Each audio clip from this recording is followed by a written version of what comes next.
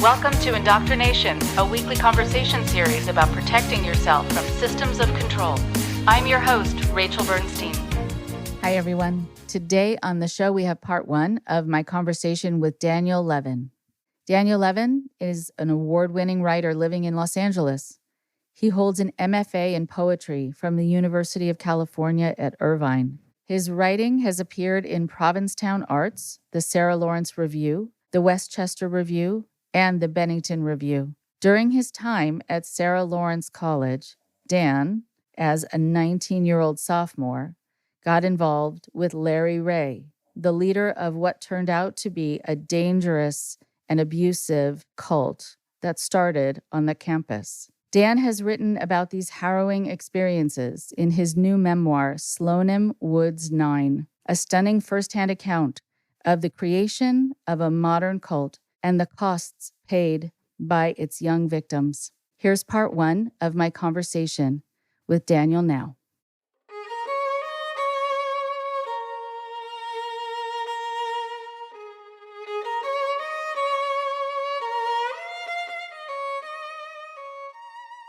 I am very happy to have Daniel Levin on the show today, who is here to talk about a situation and the aftermath of a situation that some of you may have heard about, some not. It's a situation I've followed closely and have worked with some of the people involved in it. And I was hoping, actually, that someone would come forward and say, actually, this happened to me too, and I want to be able to tell my story. And not only are you coming on the show, but you published a book about it. So there's so much for us to talk about. So take a moment, if you can, and introduce yourself and let people know a little bit about you.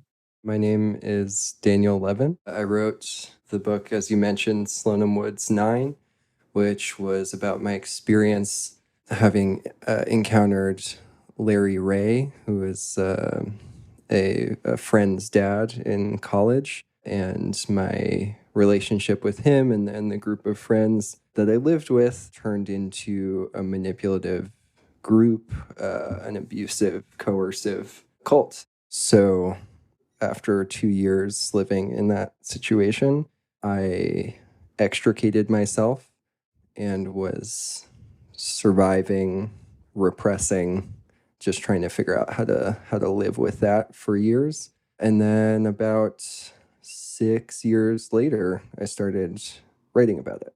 Okay. And I'm so glad you did. And so this is all at Sarah Lawrence. Well, to be fair, it begins at Sarah Lawrence. Right. It begins at Sarah Lawrence. And that makes it very interesting.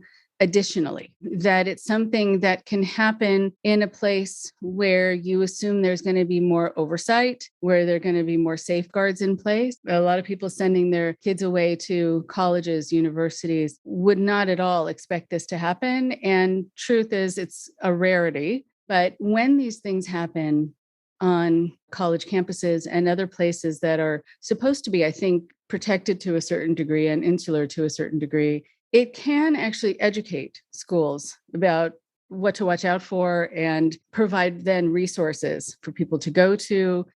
Because usually, if this is the first time it's happened on a campus, or they think, people won't know who to go to, and there aren't people in place who understand this. So it's a good piece of kind of education and prevention for the future, although I wish something had been in place for you while you were there.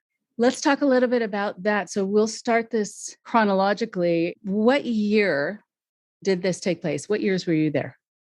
So I started at Sarah Lawrence as a freshman in 2009. I met Talia, who is Larry's daughter, in freshman year in 2009. He moved into our dorm in 2010 in sophomore year. And then I was involved with him and with the group through about halfway through my senior year. So that was 2013. So about 2 years.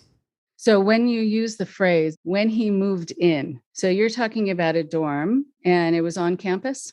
Yes, yeah. So it was on campus. And I can speak more broadly about Sarah Lawrence, about how that school feels and how the layout works. I also think you bring up an important point. I think that there's potentially a lot to be learned here from what happened. And there's possibly a really valuable lesson, not just for Sarah Lawrence, but for parents and for other schools. But anyway, I will say, so Sarah Lawrence, a fairly distributed campus. You've got a bunch of buildings that sort of operate as discrete units, not so much like we might imagine a quad with big dorm buildings and everyone's around every dorm all the time. They're more sort of like separate little communities dotting like a wooded hillside, we might say, in a sort of suburban landscape. So the SLONIM Woods buildings are a set of what might look like kind of modern condos. Each dorm is its own building. There's a set of them. They're along a path. If you're walking from the center of campus to, say, the gym, you're going to pass the SLONIM buildings. They're on campus, but they're not in the center of campus. In general, this is true at Sarah Lawrence, but I think it would be fair to say that it's true at a lot of colleges and universities. Overall, yes, there are young people, but, there's professors walking around. There might be guests or visitors or who knows, people of all different ages. So I don't think that it would feel that shocking for anyone to see, a 50, 55-year-old man walking around, or it wouldn't immediately raise any alarm bells, just that he's there at all. The fact that he began staying in a dorm, I think anyone would say is questionable, but it was possible to fly under the radar. It was possible to come in and out of our house, which didn't have any kind of security besides a door, and exit and enter campus without really being noticed. It's not like there's a big wall around campus that you have to, pass some checkpoint. I will also say that security at Sarah Lawrence, perhaps more than other universities, is very lax. They were more focused on finding the pets that students were illegally hiding in their dorms or breaking up parties. The things that they were trained to look for, more than manipulative or abusive individuals living on campus who weren't supposed to be there. Yeah. I mean, I was actually visiting that campus one time with one of my kids who was looking around for colleges. The campus itself is very beautiful, actually. And you do get this feeling that it's very mellow and safe, and you don't feel like you have to watch your back. So I could see how things can just happen around you without you being aware. And yes, I also did see a lot of adults. And you're right, you don't question it because of all the professors and others who work on campus. What was the reason, though, that he moved into the dorm? What was the reason that was given? Yeah, so when I met Talia, his daughter, in freshman year, she was friends with my roommate, Santos, and then they started dating. And to know Talia was to know about her dad. It so completely consumed her identity and her life that her dad had been put in jail unjustly. He had been the victim of this conspiracy. He was this heroic man who had done work for the government. And you would hear all these stories and kind of be constantly lectured about the terrible things that had happened to her and her family. And so that sort of made up some of the background of my life as a freshman at Sarah Lawrence. Going into sophomore year, we all decided to move into a dorm together, essentially, without getting too into the weeds. The way the housing system works at Sarah Lawrence is if you sign up as a group, you can get better housing than if you just try to do it alone, which is how we got SLONIM WOODS 9. And sometime in sophomore year, Talia let us know that her dad, the victim of this conspiracy, was finally getting out of jail. We knew they had been separated for years, that her mom, according to her, was abusive, that Talia had emancipated herself from her mom, that she had lived in homeless shelters and managed to get herself into Sarah Lawrence. Finally, her dad was getting out of prison. First of all, they just wanted to see each other, and he needed a place to kind of land before he figured out his next step. Would we be okay with him, sleeping on the floor in her room or sleeping on the couch sometimes? And I don't think any one of her 7 roommates felt that they had the wherewithal to say no to that. It is a big ask looking at it in hindsight, but we didn't know anything about Larry except what she had told us. And it felt as if we would be extending the harm that she had already experienced. We were living in it with such privilege as it was. Like, why not let this man and his daughter reunite? Right. I mean, with this send up, how can you say no? This is a combination of things that I hear all the time with people who are manipulators, that they are usually portrayed or portray themselves as the victim, that they have been wrongly whatevered, fill in the blank. People don't realize how good, how wonderful they are. The other parent or the other adult who is the threat is the one who's demonized. So there's usually parental alienation on that side with a lot of mythology around how bad that parent was. And then this parent is the protector. And also because they've been unfairly crucified in the past, right? How can you say no? And here you care about Talia. And so why would you keep her from this father who she's been longing to be with? I mean, it is such a perfect, it's like wrapped up with a bow. Totally. Yeah. Perhaps this is off topic, but part of why it feels so important to me to talk about now is that I had no awareness of any, like, that model was not something that I had been exposed to at all. This was the first time that I'd ever encountered anything like this. So you're just not prepared, you know? And so when we talk about opportunities for a school like Sarah Lawrence or for individuals to learn from this, it's just about seeing this as, I mean, yes, it's unusual maybe or hopefully rare, but it's not unheard of, you know, and that it exists. Mm-hmm. And it has happened with some other families I've worked with. They got in relationships with people who had their parents move in to the dorm and they had set up a racket. They were sort of siphoning money off of people and everyone was supposed to keep things secret. And you felt in order to honor these people who also had had rough lives or who had been abused or in some way, you were supposed to feel protective towards them. I mean, it's happened in a lot of different contexts. So yes, be mindful, be aware if there is an adult living where only college students should be, there's something off about that situation. But you're right, if you haven't dealt with it in the past, you wouldn't know what to watch out for or to not trust the veracity of the story. Totally. I feel like it's important to mention or to talk about just what college is or what it's meant to be. You know, I think ideally it's this period of time, people who are generally from like 18 to 22, you're vulnerable, you're individuating from your parents, you're defining your identity. And that means a lot of exploring and openness. And what Sarah Lawrence does, which I think, you know, to its credit, is it gives students a lot of room, you know, to do that. It doesn't even, you know, there are no majors at Sarah Lawrence. It's like full exploration. And that is scary in itself for a young person because everything's open-ended. There's no adult telling you what to do or what you have to do, and there's no clear or easy answers.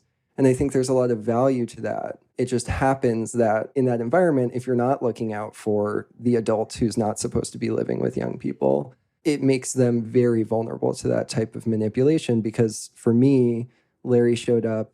I happened to have just gone through a breakup in addition to everything else. I was trying to figure out what I wanted my life to be. And this man presented essentially as a father figure and just said, you know, I can give you those concrete answers to your abstract questions. And that was very appealing.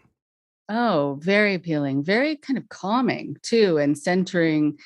And it sets up something that I talk about on this podcast a lot, which is this technique of reciprocity. So here someone's going to be providing you with something, whether they're right or wrong with their information, still, then you feel indebted, you feel you owe them. And then what they ask of you, you're going to do, whether it is to keep the secret or anything else. And that's what was happening there.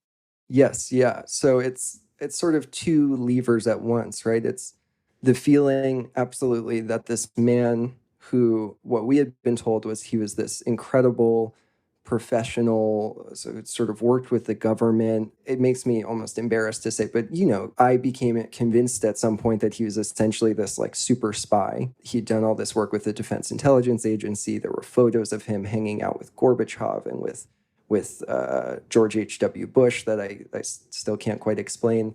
You know, so the fact that he was giving his time to help us. It felt like an incredible gift, at least on paper. And so, yes, there was a sense of sort of owing something back. And then the other side of that was that it did genuinely feel good, to receive validation from this person, to receive a sense of clarity, about how to live life and how to think and feel about things, and to be told what to do. There was a certain kind of relief to that. So those two things, genuinely wanting more of it at the time, and then also feeling if I did step away, or if I did listen to the part of me that said I don't actually want this so much anymore, that was somehow a betrayal of his investment in me. Right. And it's interesting that when you say you think back, and even just saying it, you feel, oh, no, I believe this. But of course, why would you not?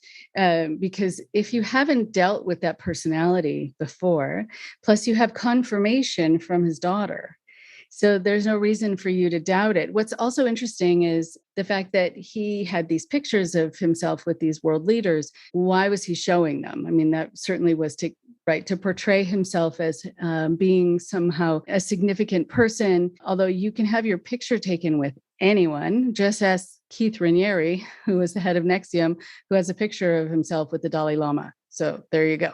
I'm curious just about sort of how it progressed, but I have one question first, which is, in retrospect, with your first impression of him, did anything feel a little off? Oh, absolutely. I think that's part of what is, I guess, sort of extraordinary about this person, is that I don't think anyone encounters Larry Ray and feels like, oh, this is a normal guy, or like, this is someone I feel comfortable around. I'll just say for myself, when he first moved into our dorm on campus, he seemed very strange. He did. He seemed like he talked incredibly quickly, and to be around him was to be sort of trapped in the orbit of this black hole where you would never get out of a conversation. He's just talking, and telling stories about himself and talking about things for which you had no frame of reference. He's talking about the war in Kosovo and how he was responsible for ending it. And, I don't know anything about the war in Kosovo, so sure, but I can't, that's a one-sided conversation. Or about how he was responsible for retrieving Stinger missiles or something, and I don't know anything about that. So it wasn't like fun to talk to him, and I was in college, and he was also my friend's dad, which is kind of a bummer. No offense to dads out there, but I'm just trying to have a good time. I was in this relationship and navigate. It was my first long-term relationship, and trying to navigate that, and just being at college, and then this guy was around, and he seemed relatively harmless, and he would order, just a huge amount of food from the Italian restaurant down in Bronxville nearby. And, he was himself Italian, and that was sort of something about it was charming. And he wanted to like teach us how to eat right and all these things. And there was a sort of a dad energy to it. So it seemed fine. And I started to see more and more my friends, at least a few of them, well, they would start to sit down at the table and accept the pasta from down the street rather than go to the dining hall and eat the bad Sarah Lawrence food. And more and more I'd see, okay, and so now when we had I felt kind of agreed that Talia was nice, but kind of a lot. Now they're like friends with Talia, and they're friends with Larry, and they're sort of forming a group. But to my mind, it was the same as sort of the tectonic social shifts that happen when you're 20, just a different friend group is forming. And that's sort of unfortunate that my friends aren't hanging out with me as much and not really processing the part where my friend's dad is part of it, So that shift was happening over the course of a school year. And at one point, someone told me that Larry had spent the night in one of my roommate's rooms, but that was explained as she was going through this really traumatic family thing, and that they were talking for hours and hours, and he was helping her process through this thing. And so that's the level of how ingrained this was, that struck me as maybe sort of odd, but it of course, now looking back on it, I kind of can't figure it out, but it felt fine at the time. I just like couldn't imagine. And maybe that's part of this kind of experience, is that sometimes I wonder if the abuser knows that they're doing something so strange that it's like so out of the ordinary that it's hard to make the leap. Like you would have to be really confident in your beliefs to say, well, he's probably, sexually assaulting that young woman in her dorm room. That's a big accusation. So over the course of the year, that's sort of how things were developing. And going into the summer after sophomore year, I wanted my life to start. I wanted to move into New York, and I was looking for apartments with friends, and nothing was really panning out. Everything was expensive. I had no money. I was working as a van driver on campus. And my girlfriend and I broke up. And my friends essentially said, you should talk to Larry, he can probably help you with, or I guess I'm getting events kind of mixed up. My girlfriend and I hadn't quite broken up yet, but it was like it was stumbling towards that. And they said, you should talk to Larry. He can kind of help you with all these things. And I finally agreed because, again, it seemed, what was the harm of sitting down for coffee? And how could I have known that the harm of sitting down for coffee was so incredibly extreme? So let's pick up the coffee conversation in a moment, because I do want to hear about this. These are such pivotal moments. And going back to your question, do these kinds of manipulators know that they're doing things that are so out there? Sometimes they do, and sometimes they don't. What happens for the other people is that people want to make sense of things. They will accept justifications if they seem reasonable, if they seem believable. Manipulators rely on the fact that we assume that what is true for us is true for other people, right? And if you were with a girl in her dorm room late at night, it would be to help her. If it was not your girlfriend, right? It would be because she's a really good friend and she didn't want to be alone, or something innocent. And so there's a presumption of innocence if you are a trustworthy person. So people do get away with more, unfortunately, because of that. Yeah, it's part of what I try to communicate in the book, is that, I don't like to speak universally, but I think that this is true for most people, that we just feel like we are relatively normal. I felt like my life is normal. I'm a normal person and I live a normal life. And the idea, the people that this happens to, that who encounter someone this abusive, or the people who get drawn into a cult, or the people who are even, have some proximity to someone who's abusing someone, to me, that felt so far outside of the life that I imagined I was living, that it just didn't seem, my brain on its own would do almost anything to just explain this as normal, to just sort of flatten it into the fabric of my life. I'm just a young person who's going to college near New York, and this guy exists. Plus, you're busy with other things, right? You're taking a number of classes. And so you have your own life. So you have your own distractions from needing to put this puzzle together. So here, okay. What's so interesting, too, is that here you're saying that you're having some issues with your girlfriend. These other people have come to believe that he could be a good source of support or wisdom, right? In terms of relationships, right? In retrospect, you can see the irony of all of that.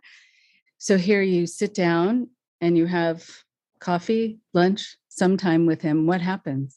Yeah, so, and I should say, a part of what I would learn later is that they're also behind the scenes between my friends at the time and Larry. There were conversations happening about the rest of us living there at SLONIM, about how we were lost or confused. And there was a bit of pressure being applied on them to kind of bring others into the fold, because we would be so lucky, it would help us so much, that kind of thing. So that's sort of where that was coming from. I sat down with Larry for coffee at the Starbucks uptown that I don't think I knew at the time, but was like 2 blocks away from the apartment that they had moved into in Manhattan. And the conversation, it's a whole chapter of the book, and it was really hard to try to sit down and make someone feel what it's like to have that first encounter with a man like this, and how that shift from, okay, this is a normal human being, to this is something else entirely. And you start to subjugate yourself to their presence and power, I think, pretty quickly. So he was asking me pretty pointed questions in a way that felt like it sort of cut through the bullshit of our normal interactions, and I felt some part of me said, like, thank God, he's asking me about my family, and he's asking me even about sex and about my sort of my insecurities and all of these things. He's asking me about my sadness and my potential depression and that sort of thing. And he's asking me about whether or not I feel good about my life, and uh, I grew up in a family where, like, I wasn't asked a lot of questions about how I felt. It was like being seen, just a little bit for the first time. And not only that, but it was paired with all this validation, right? What I would come to learn as love bombing, right? Being told how special I was, that he had seen that from afar, that he had thought about me. And he gave me the sense that it would be, not only could he solve these problems for me, that, my mom was sick and had been my whole life, that had sort of confused or dissolved lines of communication in my family. I felt pain, sad all the time, all these things that not only could he solve them, but that it would be easy for him, that was no big deal. And all those things we could almost brush aside. It's sort of, that's not the priority. Once we solve those problems, we can help you become, a super effective person, a person like Larry, right? And that became very appealing over the course of a conversation that, without me really noticing, had extended the whole day. And we had been talking for hours and hours. I think it was something like, conservatively, I think in the book I say like 6 hours. I think it honestly may have been longer. And at the end of that conversation, it was nighttime, and and that in itself also felt like magic. Like, how did he do that? And we walked out of the Starbucks and around the corner, and there was a limousine waiting there, and someone opened the door of the limousine, and inside were all my friends, and they had all been sitting in the car waiting for the whole time, all day. I didn't really understand that until later, when I would have many experiences of just sitting in a car waiting for Larry, not knowing really what he was doing for hours upon hours, But that was the level of power that was being exerted here. And that isn't even like physical or sexual abuse, which would come later, but just being able to make people sit and wait for you for however long you want. Thinking back also, you became a person who was also waiting. What were you thinking while you were waiting? What do you assume your friends were thinking while they're sitting in this limo for hours and hours? Once we get into the realm of me trying to figure out what my friends were thinking, it gets complicated very quickly. But when I was in that position, it evolved over the course of my time there. At first, I was really trying to believe that whatever he was doing for however many hours, there was a good reason for it. He was probably helping someone, that somehow by waiting, I am helping whoever that is. I'm doing my duty, kind of. I'm on call.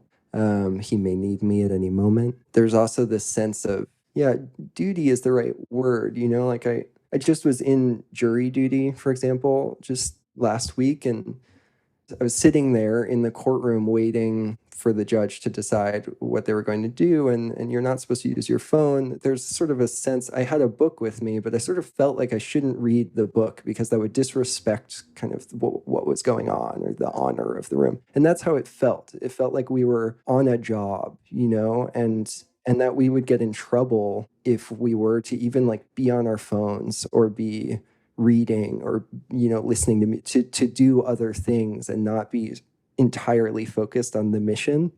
Became explicitly militaristic, that would be somehow a betrayal. So interesting. Yeah, I was thinking when you were mentioning that the door opens and your friends are in the limousine, I got this vision of them sitting in like a hospital waiting area, right? Or visiting room, just waiting while the doctor's working on your friend. And you don't want to leave because you want to get the news, make sure everything's okay before you go. And you're there being supportive, even if you're not there. It's so interesting. Wow. Yeah. And the energy when I did, accept that I got into that, the glow of that limousine, was sort of like I had just survived surgery and recovered. Everyone was so excited finally, I had been treated, sure, and that I was going to be okay. It felt as if everyone had been diagnosed with a disease that they didn't know they had. So thank God we've been diagnosed and now we're on a treatment plan. And also, God, if only everyone else knew that they also had this disease. Right. When a person, and this happens a lot in cultic groups and in controlling kind of relationships, in a lot of self-help groups, large group awareness trainings, you are given diagnoses that might be right, often are off, or there are many more that you're given, so that then they have material to use to make you better. And then they can cure you of that thing that you didn't have. And they're the only ones, because they're the only ones who have talked to you about that and really understand it. I mean, it's so genius, but in in an evil way. And it's part of what makes the experience so confusing, I think, is that, like you just said, not all of it is necessarily wholesale incorrect. And so for me, I wish, if I were to be trying to change the past, I just wish that I had gotten a chance to go to therapy when I was younger, or, 18, and just been able to talk to a professional about the fact that I had childhood trauma. It was complicated. I think it would be fair to say I had depression or something like it. But instead, I was just living with those things and had no language for any of it. And I thought maybe that's just how people feel. And this guy came along and said, no, you cannot feel this way. And in fact, the fact that you feel this way is extremely unusual, and it's special. And I've sort of identified you because of my ability to see these things, and I can fix it. Which is very exciting and can feel very much like a drug, because you can be on a high from that. Did it feel like a high? Yeah, absolutely. Yeah, especially that first conversation was like the first big hit of a drug. And it was an amazing feeling, which now looking back on it is just the first time that I got to talk about a lot of things that I had been holding inside for so long, and to get to be open and vulnerable about things. I was so scared to talk about my fears around sex that I just hadn't had those conversations, sex and sexuality, and just questions, that should have been possible to explore in college and maybe would have been. And I think that sort of freedom felt like a high.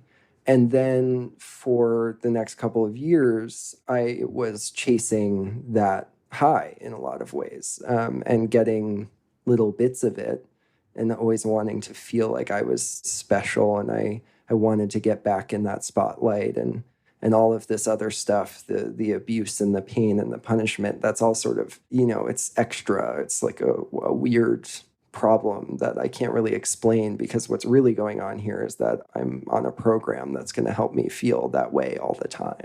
Right. It says so much about what we need, what we all need, like you're saying, to feel seen, to feel heard, to be able to speak without judgment, really feel free and understood. And it's very primal, and it's so necessary, and it's so important as a message for families, for partners, for everyone out there, to be that person for another person.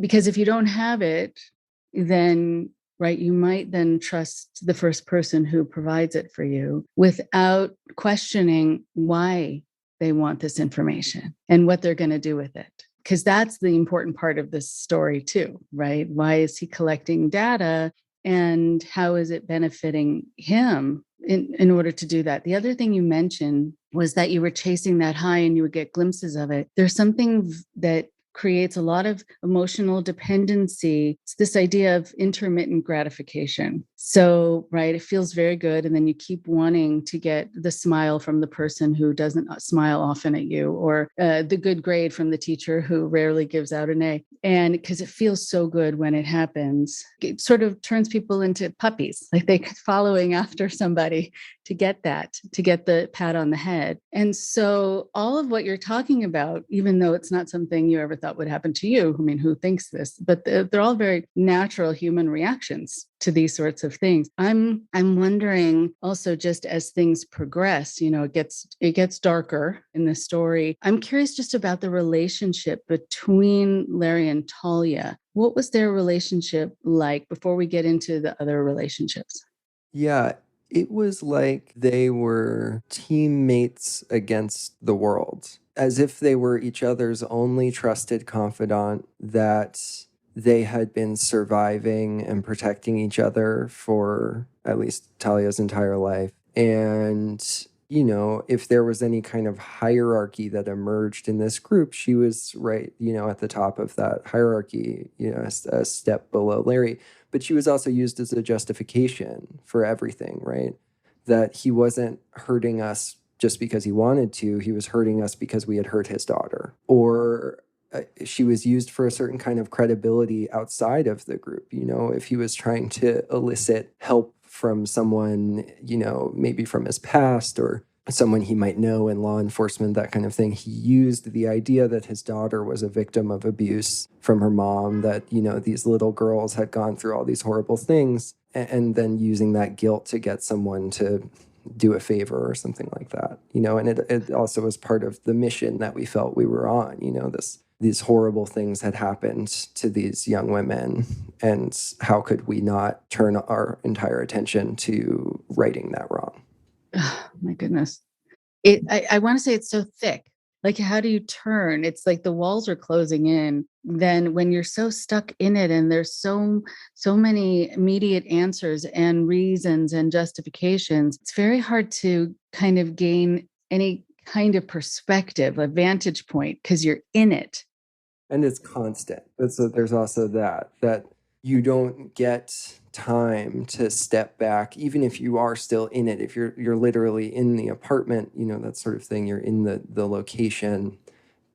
You're so constantly, you're either doing something for the group or for Larry, right? Or you're being berated, or you're sitting and observing while he does that to someone else, or you're in a car just waiting, it's always active, and you're not even getting many hours of sleep, right? So you're also just kind of raw, but there's just very little time left for independent thought. Okay. Wow. Wow. And so, right, I think then we will be hearing about this next part with sleep deprivation, getting berated. I mean, that's also from this work that I do, that's also textbook, but you would have not seen that coming. There's no way, because here's this person who's so helpful, benevolent, kind, a therapist, a savior. I'm wondering also about your family during this time. Were they wondering what was happening? Were you able to see them? Were they being demonized by Larry? Yeah. So in a way that I've also come to understand his textbook, Larry would demonize every follower's family, and so my family was not spared from that. Over the course of my relationship with him, he started to talk more and more about the idea, was always pushing the idea that I had repressed memories, which is what he was pushing on everyone. And which is still interesting to me, how to negotiate that, because it's not untrue that we might sort of have memories that are harder to access, but it also can be the concept can be taken advantage of to make us feel as if we don't really have agency over what's going on in our own minds. And if we just trust someone else who knows better, they can tell us about our pasts. And that's a lot of power to give someone. So he was always trying to push this idea that, that I had some abuse in my past, something that would explain why I felt this kind of angst that I was feeling. And he would sort of lead me to possibility, was it my brother had abused me when I was young, or my dad, or, this kind of thing. And that was one area where I always we only got there maybe in sort of the second year that I was involved. And at that point, this voice was starting to get a little bit louder inside of me that was saying that this feels off or wrong in some way. But I didn't know, and I couldn't really make sense of it. So I was trying to kind of walk a line, and I would let that conversation play out with Larry about maybe my past, but try to kind of never actually say that I had been abused, or to just push back a bit at the last moment, but in a way that I hoped wouldn't get me in too much trouble, and then would accept growing degrees of abuse because I wasn't giving that to him. And as far as my family at the time, perhaps part of what made me vulnerable was that, I had developed a pretty robust ability to not tell my parents about what was going on in my life before I met Larry. It's just how it was. And as I said, my mom had been sick throughout my childhood, and I think I figured out when I was very young how to insulate myself so that I wouldn't cause trouble for my family, which was they were already dealing with enough. And so there was a period of time when I was experiencing the most extreme abuse with Larry in this group, when I was calling my parents every day. And it's really possible to have conversations that don't really cover what's actually going on. Yeah, which is to say, I encourage families to ask your kids questions. I'd be curious to hear what those questions should be, actually. What do you think?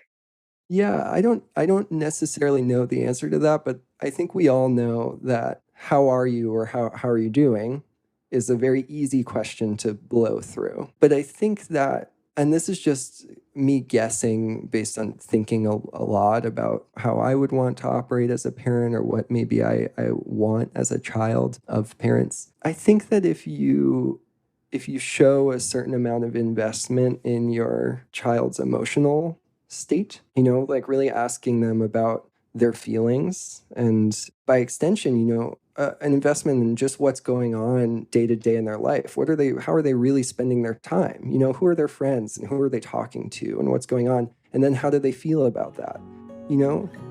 Engaging with the whole person.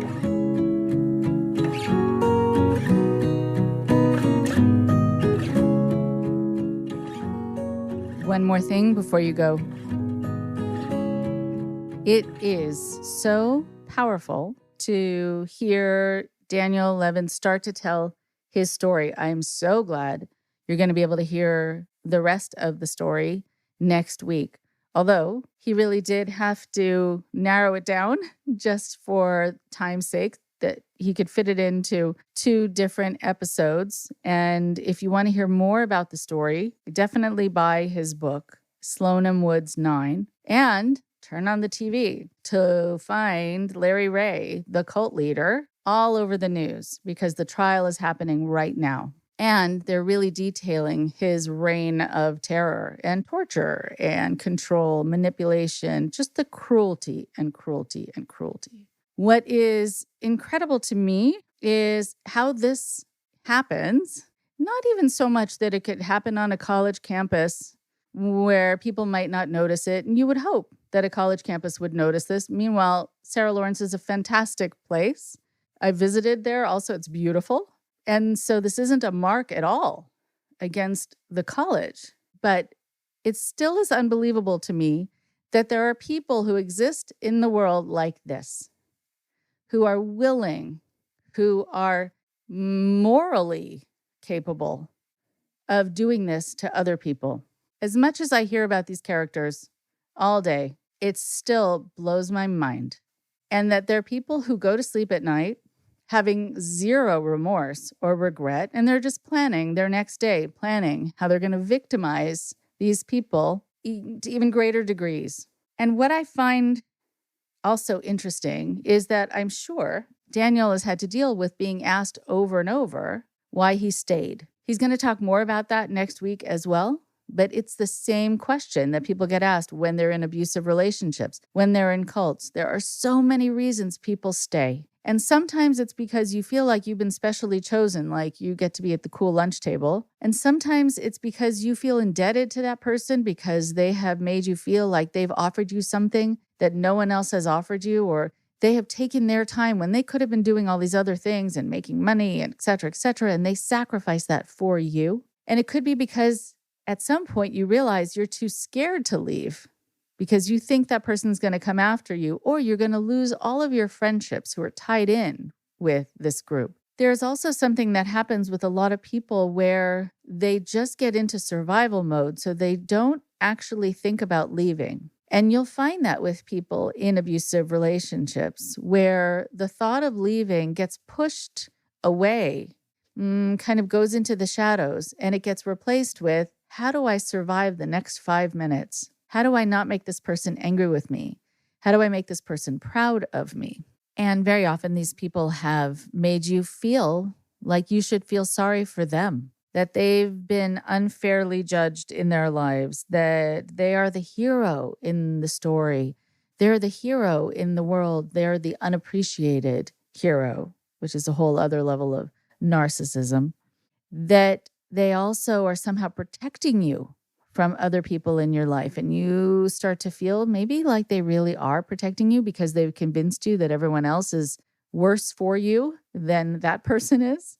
And then you're not supposed to abandon them. And that's what happens. There is just so much. It's so entangled. It's so much like a web that people really do forget. They don't have kind of the luxury of being able to take that step away and being able to ask themselves if they want to be here at all, or if they should be, or if it's safe to be.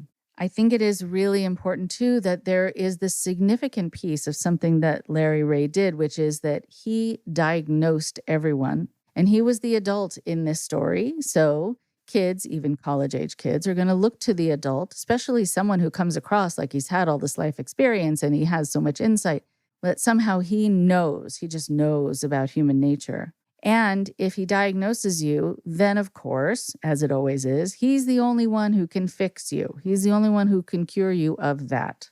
People like Larry Ray are also masters of distraction, and they will cause infighting and cause competition, and then people will turn on each other. And he used every technique in the book, but if you haven't been exposed to those techniques, you don't realize they're techniques. And you don't know what's happening, but suddenly your head is spinning and you don't know how it started spinning and you don't know how to make it stop. What is really important is the fact, though, that he made sure to justify everything that he did. And Daniel talks about accepting the justifications because we want things to make sense and we want to know that we're going through something for some reason or for some bigger reason. But at the same time, usually the justifications don't make sense. You just can't think it through when you're there. So I encourage people to take some time away when they are so caught in a web, if they can climb out even for a few hours and just run through all of the feelings they've had, all of the false justifications for being mistreated that they've been given, and see if it makes sense. And if it doesn't, if you have the courage, try not to go back. But if you do feel like you have to go back because you'll be in danger if you don't, hold on to the fact that you've had those insights and let them percolate, let them germinate and grow bigger as you go back so you can see these things with your own eyes. And sometimes that really helps you to leave. When you think something is wrong, but you're not quite sure, and it gets more clearly defined when you take some time away. And then when you go back and you see it happening right in front of you, always know that there are always choices for you and there's always a place for you to go and people who will care about you. And I think it's so important too for people to know that while it is very good and important to respect our elders, sometimes they don't deserve it. That should not be based on age, but should be based on merit and behavior. Talk to you next week. Thank you very much for listening. Please support IndoctriNation on Patreon at patreon.com/indoctrination. Be sure to give us a follow on our social media. Find us on Facebook and Instagram using @IndoctrinationPodcast, and for Twitter, Find us at @_indoctrination. We love hearing from you too. So send us an email at indoctrinationshow@gmail.com. And for more updates on the show, visit our website at www.podpage.com/indoctrination.